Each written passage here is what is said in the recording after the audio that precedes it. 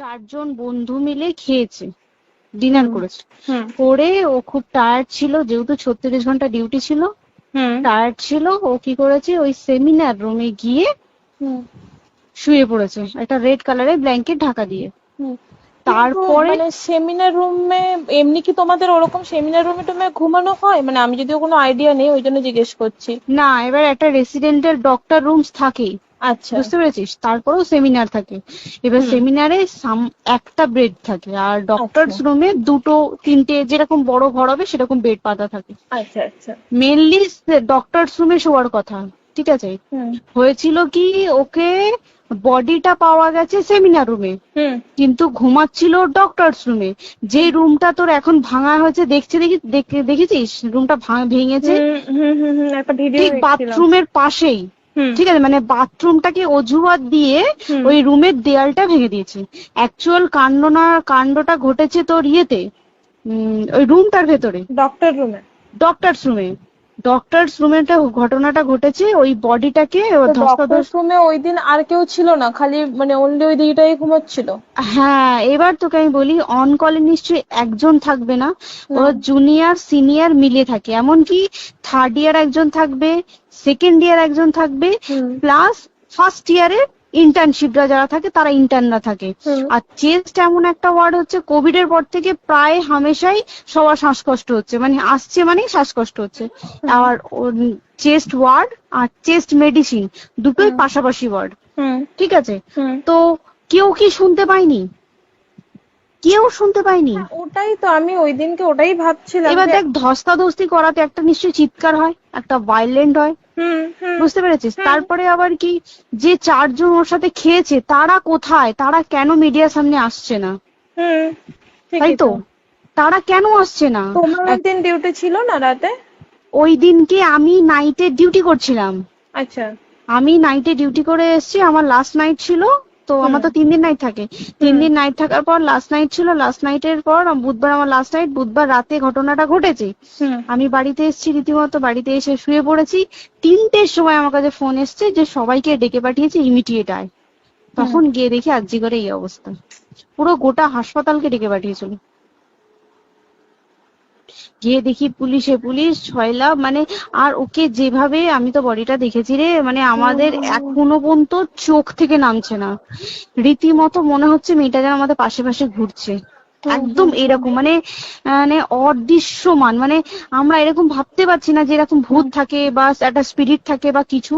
এখন আমরা বুঝতে পারছি না, ওর আত্মাটা এখনো ঘুরছে আমাদের আশেপাশে।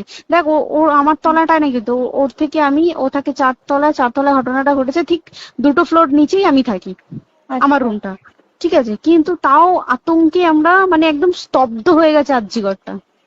কিন্তু ব্যাপারটা হচ্ছে, তাহলে ডক্টরস রুম থেকে ওকে সেমিনার রুমে নিয়ে যাওয়া হয়েছে? হ্যাঁ, অবশ্যই নিয়ে যাওয়া হয়েছে।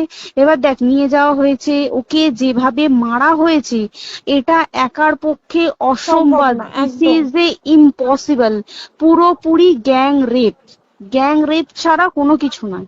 আর শুধুমাত্র রেপ নয়, রেপ হলো, করলো, ছেড়ে দিল, ঠিক আছে, ওকে রীতিমতো মার্ডার করেছে।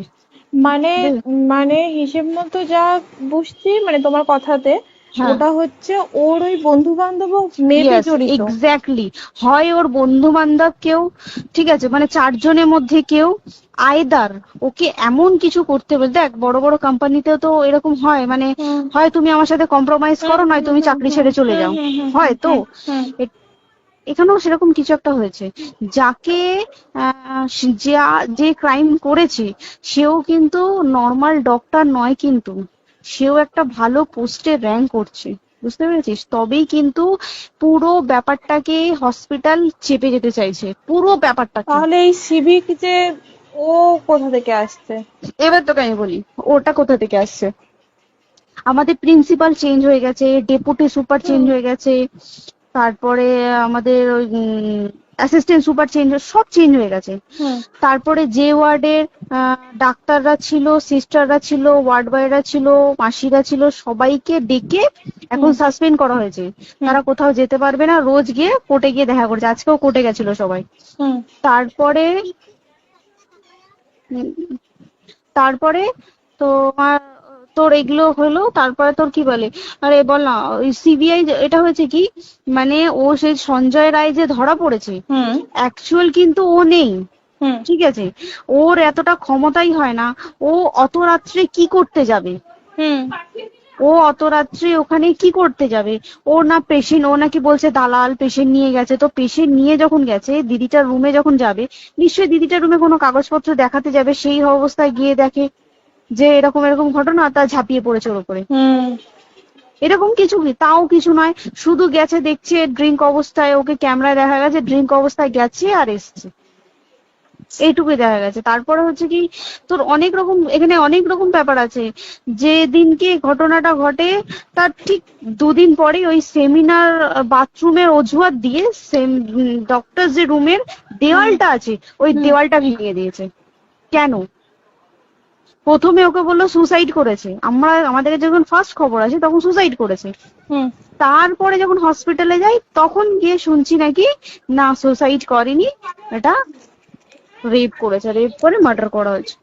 হুম বুঝতে পারলি, এখানে বিশাল বড় একটা গেম চলছে।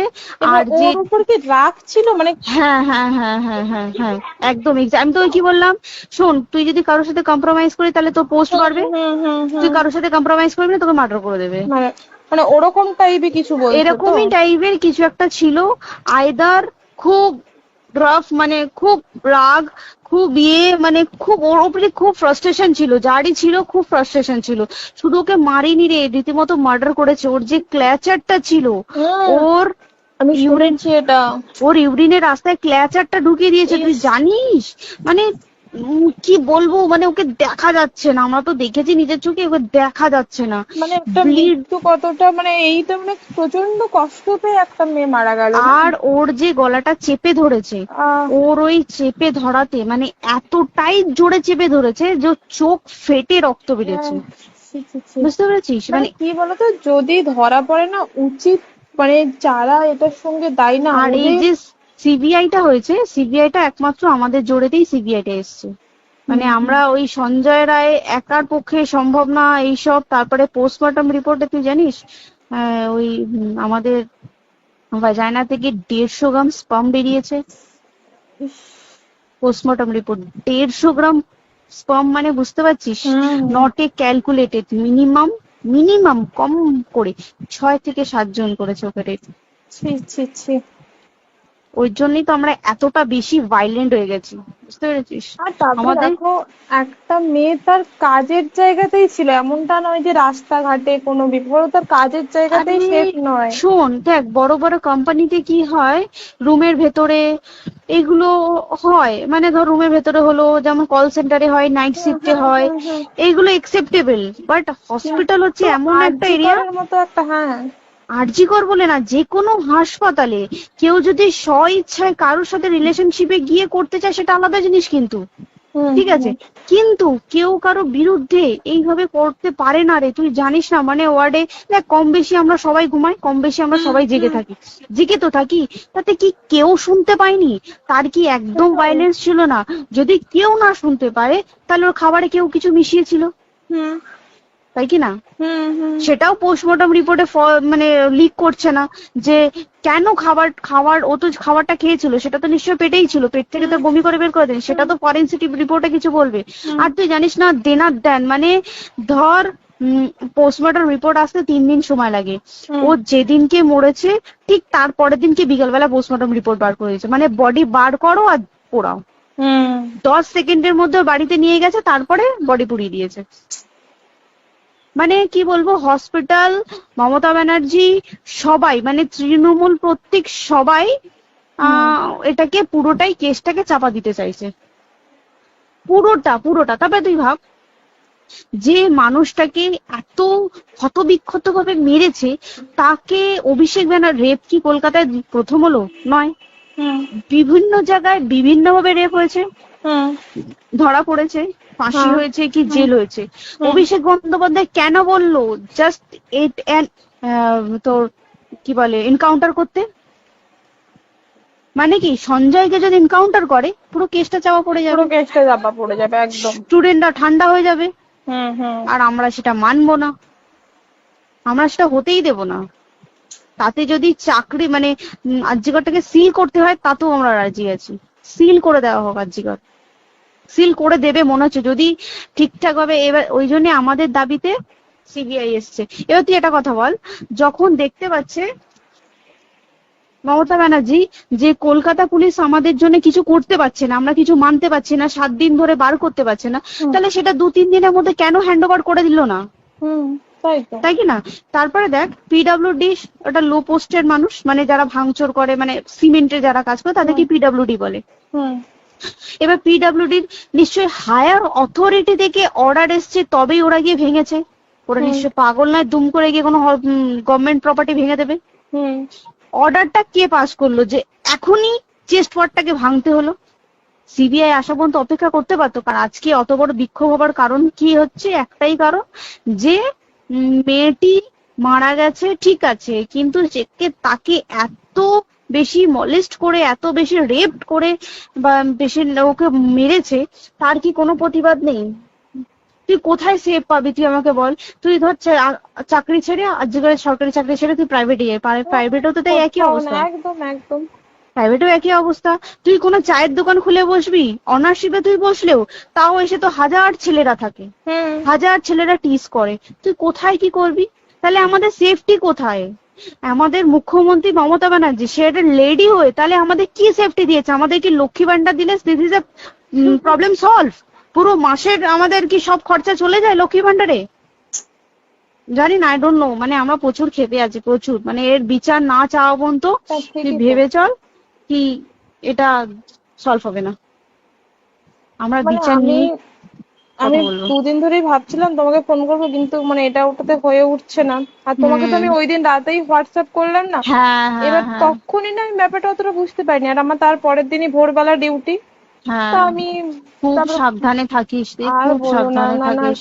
হ্যাঁ তাই তো, এখন মানে তোমরাও সাবধানে থাকো সবাই। কি বলবো বল, কিছু বলার নেই। দেখ আমাদের মধ্যবিত্ত মানুষরা আমাদের চাকরি করে খেতেই হবে, সোজা কথা, তাই কিনা বল? বাবা এত পুঁজি নেই যে বসে বসে খাবো, ঠিক আছে? সেই মেন্টালিটিও নেই, যদিও থাকে মেন্টালিটিও নেই। হ্যাঁ বাবার পুঁজিতে খাবে। এবার একটা কথা তুই বল, চাকরিটা কোথায় গিয়ে করবো তুই একটা বল? কোন স্টেটে গিয়ে চাকরি করবো তুই আমাকে বল? ওই যেমন মানে এটা হয়তো আমার মা যেমন বাড়িতে থেকে 7টার মধ্যে ঢুকে যাও, দিদিকে তো ধরো অনেক রাত অব্দি 9:30-10টা অব্দি ল্যাবে থাকতেই হয় না। এবার তুই কি করবি বল? কি করবি বলো তো? এখন কিছু করার আছে? দেখ ল্যাবেও তো সব ছেলেরা আছে, ছেলে আছে মেয়ে আছে, তুই কাকে বারণ করবি? তুই কাকে বিশ্বাস করবি? তুই বল, তুই ধর কলিগদের সাথে খেতে বসেছিস, ঠিক আছে, তোর টিফিনটা যদি কেউ চাইলো তুই তাকে না দিয়ে পারবি? না একদমই। আর কার মনে যে কি আছে সেটাই তো কি বলবি বল? এবার তুই বল, খাবারটা যে খাবি, তোর টিফিন কেউ চাইলো বা তোকে যদি কেউ বললো একটু একটু খা, যেমন আমরা শেয়ারে হয় স্কুলে যেটা আমাদের শিখে এসেছি, স্বাভাবিক, এটা সবার, এটা তো স্বাভাবিক। তুই বল, তাতে যদি এরকম অবস্থা হয় তাহলে কি করবে মানুষ তুই আমাকে বল? আজকেও তো তাই আমাদের দেখ না, 11টা থেকে আমাদের তোর ক্যান্ডেল দিয়ে হোয়াইট ড্রেস পরে সব শ্যামবাজারে একতা হবে। এখন আবার বৃষ্টি শুরু হয়েছে, কে জানে কি প্রচুর বৃষ্টি শুরু হলো, কি হবে জানি না। ঠিক আছে গো, টাটা। হ্যাঁ চল টাটা।